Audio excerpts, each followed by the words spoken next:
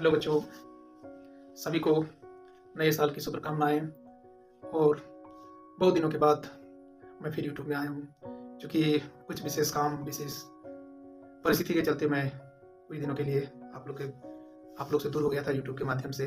बाकी थे मौजूद आप ही लोग के पास। तो बच्चों, अब मैं डेली रोज का क्लास होगी और उसमें हम लोग ऐसा प्रैक्टिस करेंगे, क्योंकि एक महीना ही समय बचा हुआ है 12th का और 10th का।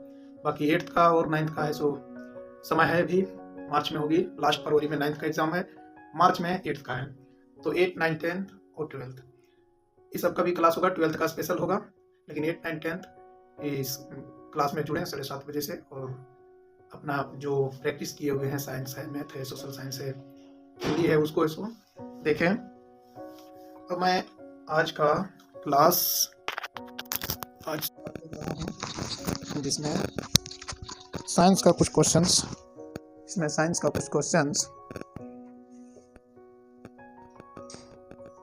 है जिस पर हम लोग बात करेंगे। बायोलॉजी का है। सबसे पहले है कि जैव प्रक्रम क्या है। जैव प्रक्रम, जैव मतलब क्या होता है? जैव के मतलब होता है जीव जंतु जिसमें जान होती है, उसका प्रक्रम के मतलब हम लोग ऐसा समझ नहीं पाते हैं। प्रक्रम ये चीज होता है कि प्रक्रम हमारे जीवित रहने के लिए क्या क्या प्रक्रिया होती हैं, क्या क्या जरूरतें हैं, क्या क्या चीजें जरूरत पड़ती, आवश्यकताएं हैं, जिसको हम उस प्रक्रिया से अगर वो प्रक्रिया नहीं मिलती है तो वो जीव जिंदा नहीं रह सकता है। इसलिए आज हम लोग जैव प्रक्रम के बारे में बात करेंगे। क्वेश्चन कुछ 5 ही दिए हैं, लेकिन इसमें बहुत सारी चीजों को क्लियर करेंगे हम लोग, ठीक है। तो जैव प्रक्रम क्या है? ऑप्शन है पोषण है, श्वसन है, उत्सर्जन है या सभी है। अब आप लोग बताइए कि जैव प्रक्रम में क्या हमें पोषण की जरूरत पड़ेगी, श्वसन की जरूरत पड़ेगी, उत्सर्जन की जरूरत होती है, तीनों होती है, या केवल पोषण हो जाने से हो जाएगा? श्वसन हो जाने से मेरा जीवन चल जाएगा, उत्सर्जन नहीं होगा तो भी जीवन चल सकता है? ऐसा संभव नहीं है, क्योंकि पोषण के मतलब हो गया कि हमारे जीवित रहने के लिए हमको पोषण की जरूरत है, खाने की जरूरत है। पोषण के मतलब हो गया भोजन खाते हैं, पानी पीते हैं, ये सारी चीजें हो गया पोषण। बिना पोषण का कोई आदमी जीवित रह नहीं सकता है। इसलिए क्या होगा? ये भोजन चाहिए, जल की आवश्यकता है, तो पोषण के अंदर में ये सब आता है। तो हमको पोषण तो चाहिए, ठीक है, जिंदा रहने के लिए, जीव के लिए। उसके बाद है श्वसन।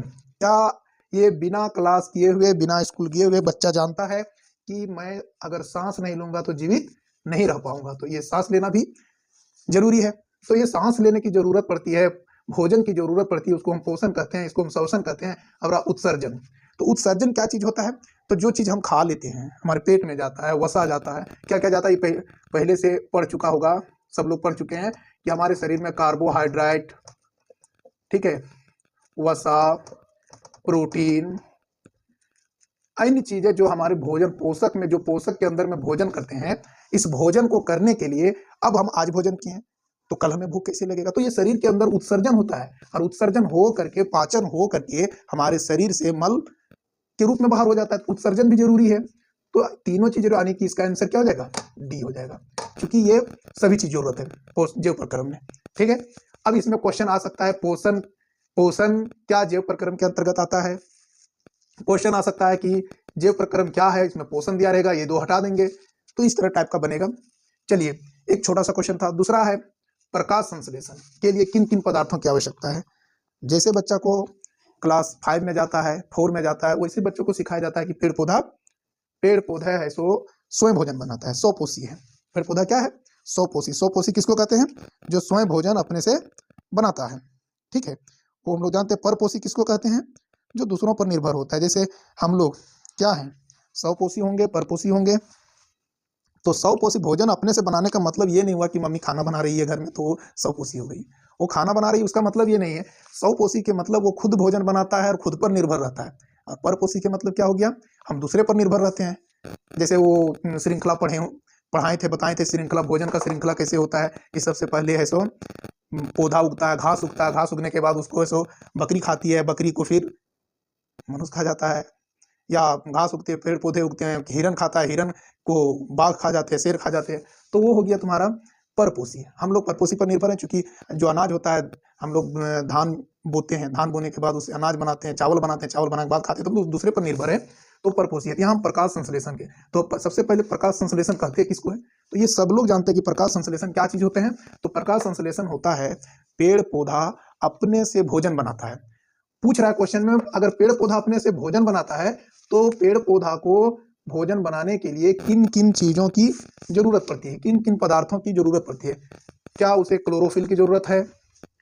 अगर क्लोरोफिल की जरूरत है, क्या कार्बन डाइऑक्साइड की जरूरत है, क्या जल की जरूरत है, या ये सभी की जरूरत है। तो बच्चों ये ध्यान रखेंगे कि हम कार्बन डाइऑक्साइड को उसको चाहिए, क्योंकि पेड़ पौधा दुनिया में अगर कोई करीबी है, सबसे ज्यादा अच्छा दोस्त है मनुष्य का, तो कौन है? पेड़ पौधा है। क्योंकि हम उसको कार्बन डाइऑक्साइड देते हैं, वो हमको ऑक्सीजन देता है। अब उससे अधिक तो तुम्हारा दोस्त या जो एक साथ एक बेड में सोते हैं वो भी साथ नहीं देगा। वो तुमको कार्बन डाइऑक्साइड वो तुम्हारा ले नहीं सकता है, ना तुमको ऑक्सीजन दे सकता है, लेकिन पेड़ पौधा देता है। तो ये कार्बन डाइऑक्साइड हो गया, उसको तो जरूरत है भोजन बनाने के लिए। और कार्बन डाइऑक्साइड से वो उसको मिलता कहाँ है कार्बन डाइऑक्साइड, ये बता सकते हैं? कोई कमेंट करके बता सकते हैं कार्बन डाइऑक्साइड कहाँ से मिलता है? तो उसको वायुमंडल से प्राप्त होता है। क्लोरोफिल कहाँ से मिलता है, कैसे कहाँ से प्राप्त होता है? तो क्लोरोफिल उसके हरे पत्ते की नुकीले चीज से मिलते हैं। जल कहाँ से होता है? मृदा से, मिट्टी से प्राप्त करता है, जिससे उसको पोषक तत्व मिलता है, वो जीवित रहने के लिए भोजन मिलता है। तो जल भी चाहिए, कार्बन डाइऑक्साइड चाहिए, क्लोरोफिल चाहिए और प्रकाश चाहिए। तो इसका मतलब जब दो सही देख रहे हैं तो इसका क्लोरोफिल भी जरूरत पड़ गया, तो इसमें सभी हो जाएगा। ठीक है। उसके बाद एक है क्वेश्चन, बहुत इंपॉर्टेंट क्वेश्चन है, हमें जानना जरूरी है कि एंजाइम क्या चीज होता है।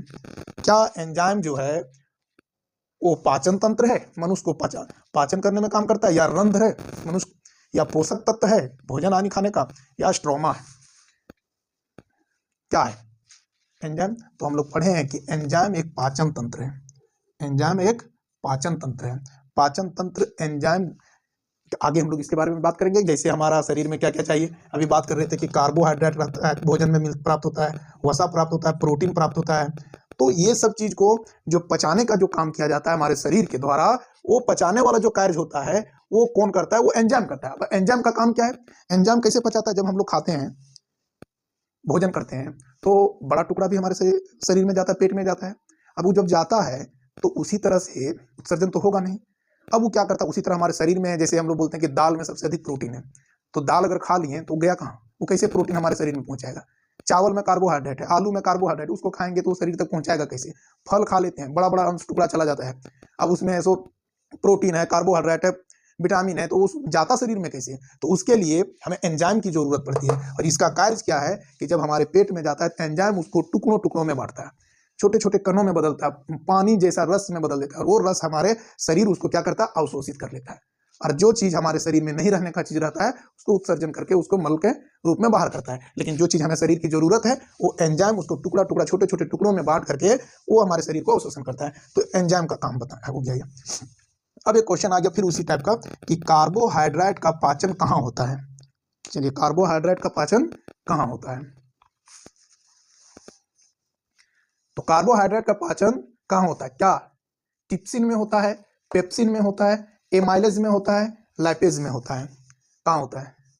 चलिए, हाँ, फर्स्ट में किसमें गया? मन किसमें गया? आपको बता सकते हैं किसमें गया?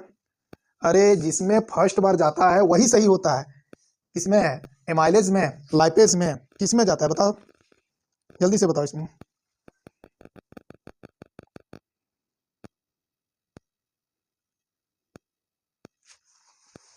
मन किया कि एमाइलेज मार दें, लेकिन मार दिया लाइपेज में, तब क्या होगा? नहीं, मन ने जो पहला बार, ये होता है अक्सर, हाँ होता है हम लोगों के बीच में, जब चार ऑप्शन देखते हैं तो चारों ऑप्शन में फर्स्ट में जो आता है माइंड, जो फर्स्ट में माइंड में आता है, अरे यार ये नहीं होगा, ये दूसरा मार देते हैं, और दूसरा मारता है, और वो जब हम मिला के देखते हैं तो अक्सर हाँ वो गलत हो जाता है। इसलिए बोला जाता है कि जो फर्स्ट बार, जो प्रथम क्या बोलते हैं हम, जो फर्स्ट बार करीब आता है जो वो हमेशा यादगार रहता है। तो इसलिए जो फर्स्ट बार, छोड़िए उधर नियम जाते हैं, जो फर्स्ट मैं सोचा था ए माइलेज, इसका काम है, ए माइलेज का काम क्या है कि कार्बोहाइड्रेट का पाचन करना। ठीक है। अब ये माइलेज होता कहाँ है, थोड़ा सा ही ध्यान देना, बहुत इंपॉर्टेंट चीज है। इसमें 3-4 क्वेश्चन है, ठीक है, एक क्वेश्चन नहीं है। कार्बोहाइड्रेट का पाचन कहाँ होता है? ए माइलेज में होता है। ए माइलेज कहाँ से शुरू होता है? तो ए माइलेज होता है हमारे जब मुख गुहा जो हम लोग बोलते हैं, जैसे मुंह में खाना लिए और उसका लार जो यहाँ से शुरू होता है जाने के लिए भोजन में, तो वो लार जो है वो एमाइलेज एंजाइम के रूप में जाता है और यहीं से वो पाचन करने का काम शुरू करता है। इसको कार्बोहाइड्रेट को यहीं से पचाना चालू करता है, जो जिसको क्या कहा जाता है? एमाइलेज। चलो, कार्बोहाइड्रेट का पाचन हम लोग जान गए कि एमाइलेज होता है। अब है वसा। वसा को कौन पाचन करता है? वसा मतलब चर्बी, तेल, वसा जो हम लोग खा देते हैं, सोयाबीन में आता है, सरसों में होता है, ये सब चीजें होता है, मीट में होता है। जब इसको हम लोग खाते हैं तो ये बता सकते हैं कि इसको है, इसका जो है पाचन कौन करेगा? इनमें से है कोई क्या? याद रखना, लाइपेज जो होता है ये वसा को पाचन करता है, वसा को पाचन करता है, ये वसा को करता है, ये कार्बोहाइड्रेट को करता है, और ये वसा को पाचन करता है, ये कार्बोहाइड्रेट को करता है, एमाइलेज करता है, लाइपेज वसा को करता है। अब एक चीज आया प्रोटीन, प्रोटीन को कौन पाचन करता है? तो प्रोटीन का पाचन